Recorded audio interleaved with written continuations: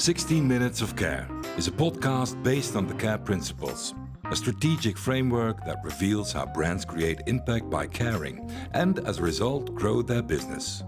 In each episode, Isabel welcomes a company executive who explains how CARE has helped their business grow successfully and sustainably. I'm very happy to welcome Ali Cevik. He is the founder and CEO of HR On. They develop innovative tools to make human resources related tasks easier. Welcome, Ali. Welcome back. Thanks.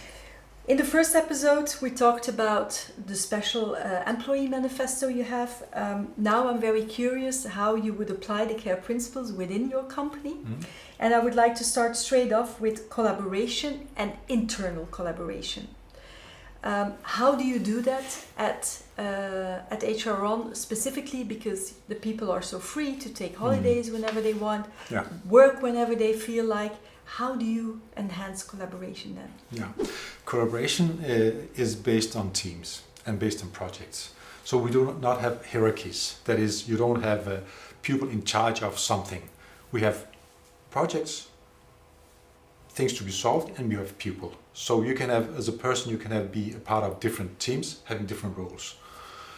So collaboration is based on teams who have a certain task. And each team has a team leader, which is not the same as a manager, but the team leader is the captain, working together with the people, but the captain who also takes care of coordinating this task with other parts of the team. And since we do not have hierarchies and we do not have departments, the teams are running everything. We have teams for development, programming. We have teams for support, marketing, communication, accounting, etc. So it's team-based, and the teams are empowered to take any decision regarding their project and their domain. And I suppose that also within the team, when you, for instance, you need to take off for your child that is sick, you check within the team if it's possible. You also talk to the team. So you're responsible for your team and not for, let's say, a department manager or a CEO or anybody. It's your team that you are responsible for. As long as you check with your team and you coordinate with your team, you are free to do whatever is suitable for you. And of course, you always take care of the project and of the team and make sure that if you are not there, there anybody else who can take it. But apart from that, as long as the task is solved, as long as the customers get what they are promised, and as long as the team works fine, everything is fine. They will find their own way of doing it. Mm-hmm. So we don't have any other, methods for overall methods. Of course, we try to learn of best practices within management, etc. We have participated in the 7 Habits course, etc. We try to elaborate on what's good practice, what's knowledge within this field.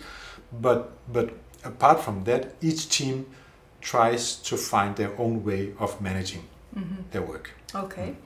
Let's move into the A of CARE, agility. It's all about being flexible, adaptive, working faster.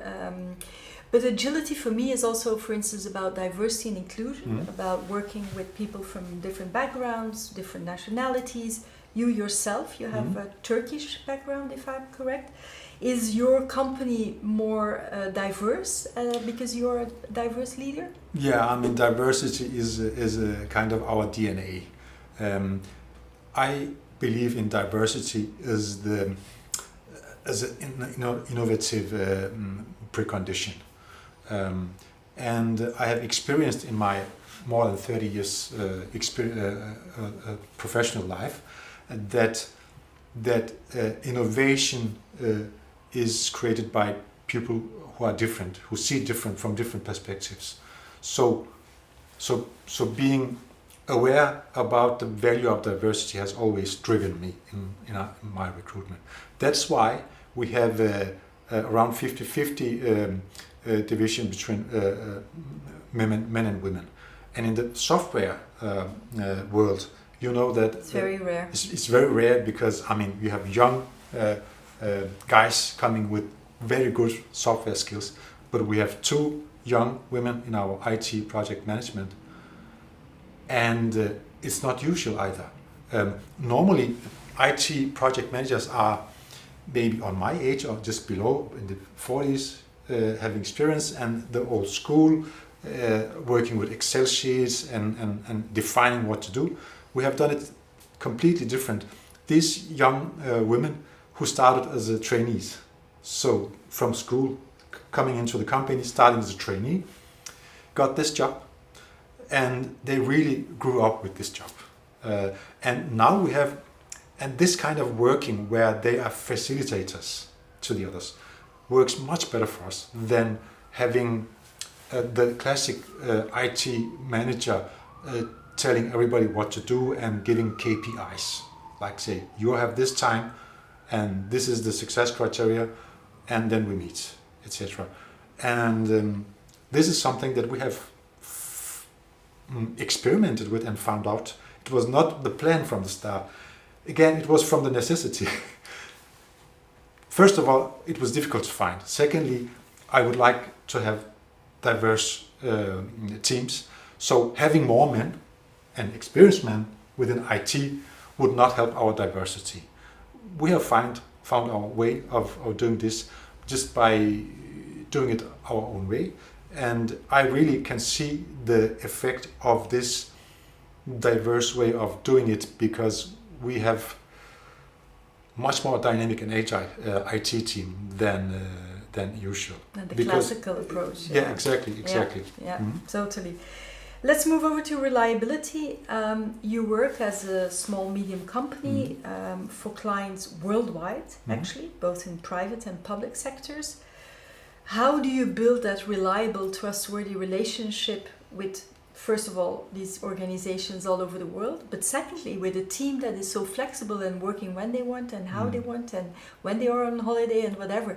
How do you build those reliable relationships? Yeah, I think trust is the main component. The rest is solved.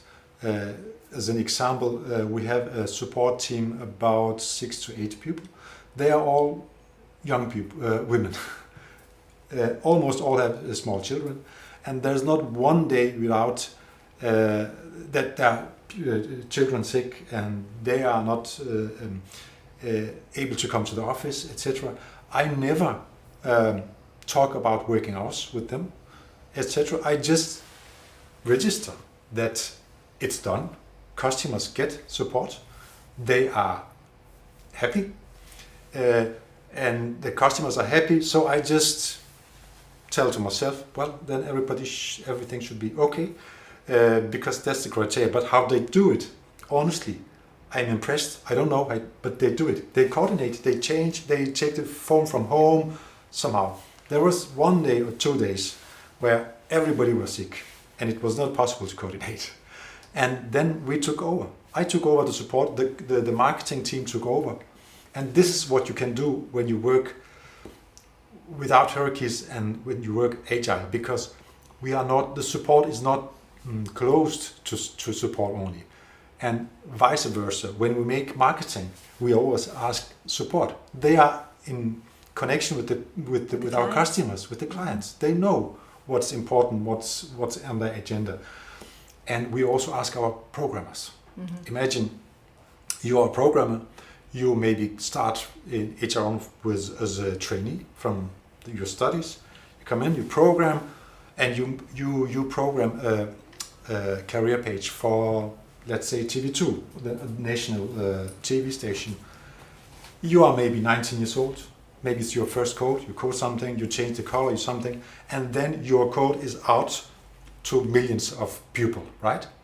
And then they call you from the TV2, say, hey, this is really great. Could we do it just a bit more to left? And how about this color? You do it.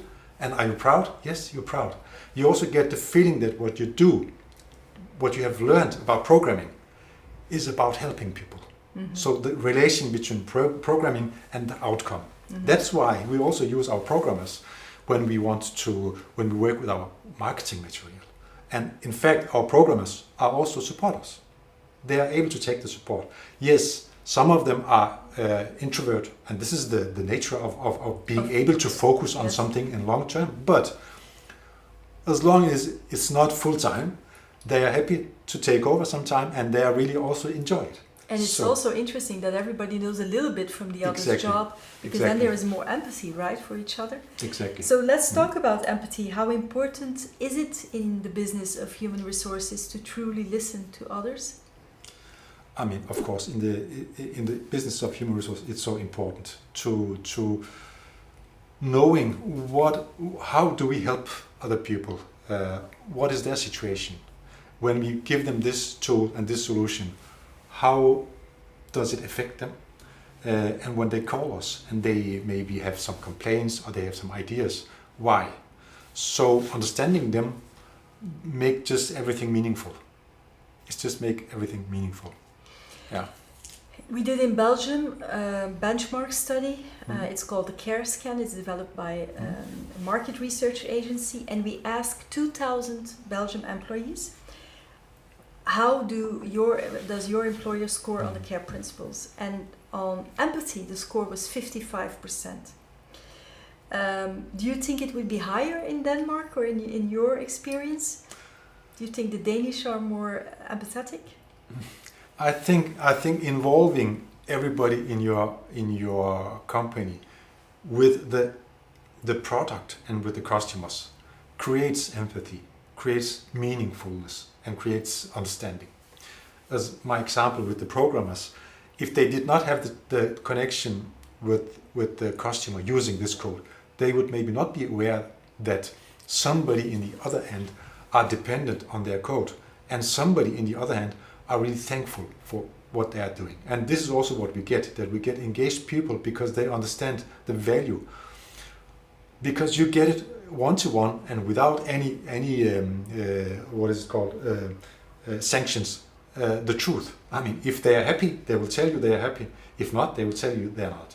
So I'm also typically asked, how can you define, how can you explain that the employees are that engaged in HR? I think to myself, how can I explain it? I mean, when you get the customer in the phone or you talk and you see the light in the customer's eye and you see that you make somebody happy, help somebody with their work, daily work, of course you will be engaged. Otherwise it doesn't make sense. So whatever you do, whether it's accounting or marketing or programming or marketing, it's important to have to know why we are doing it. Yeah. Why are we doing it? How do we help people? And also to be in touch with the people who are using it. It makes the difference as regards empathy, engagement, and meaningfulness. Yeah. Yeah. I understand.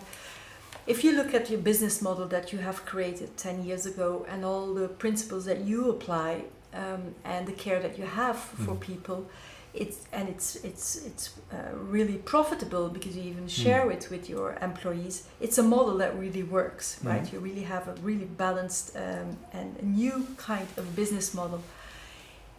Why don't more companies copy that?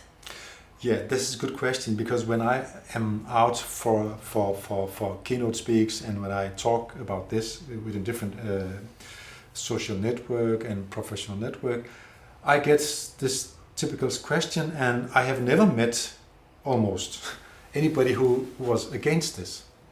This is something which is supported. Everybody's have sympathy for this approach, but doing it actually is difficult. And why? I think it's about habits, because when I talk to people, they really honestly and sincerely trust that this is good. I mean, you get a much better working environment, much more engaged people, and you get better products, so better solutions. So what's not to like? It's our habits. I mean, I sometimes compare with the phone. You know, the line, the old phone lines. What is it called? The home phones you had. Yes, the fixed line. The fixed lines. Yeah. And the mobile. I mean, there are people still using fixed phone lines. Of course, it's it's your choice. But if you don't change, maybe it's more about the habits. I mean, the willingness to change your habits. Yeah. Final question, Ali. Where could people start to copy you, knowing that it's difficult, knowing that we all have these old habits? What is a good way to start doing business differently? Yeah. Where can we copy you? I think the good way is to look at the lower hanging fruit. That is, what can I change without making a revolution today? How can I improve my work today? Let's say it could be looking into the working hours, looking at solving a problem in a team, somehow giving them the empowerment to do something rather than micromanaging. I mean, all companies have those different tasks where it will be obvious to look at how can we do this without controlling and doing it better. So instead of thinking about let's make a plan and let's revolutionize everything, and when we make this plan within this year, and then we will have this success criteria, and then we will prove this and that, it will not work because the reality is faster than us. The environment change, we change, everything changes. You can't simply plan to this. But if you trust that people will do their best, and if you give them the room, then you will see the result. And maybe instead of planning everything, let people find the solutions. This was something I found out because I have taught academics for more than 10 years. You know, of course, at that time I was younger, and I was eager to do my best, planning everything.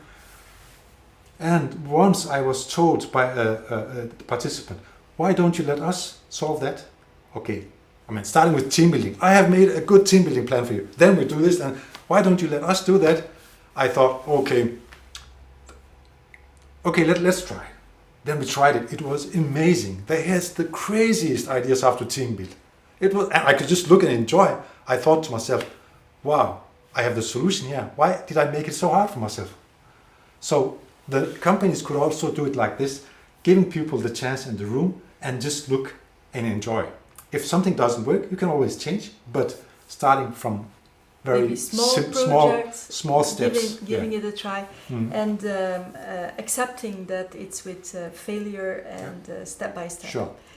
Thank you so much, Ali. It was really, really interesting to have you as my guest. Thank you for the people at home for watching. Thank you for listening.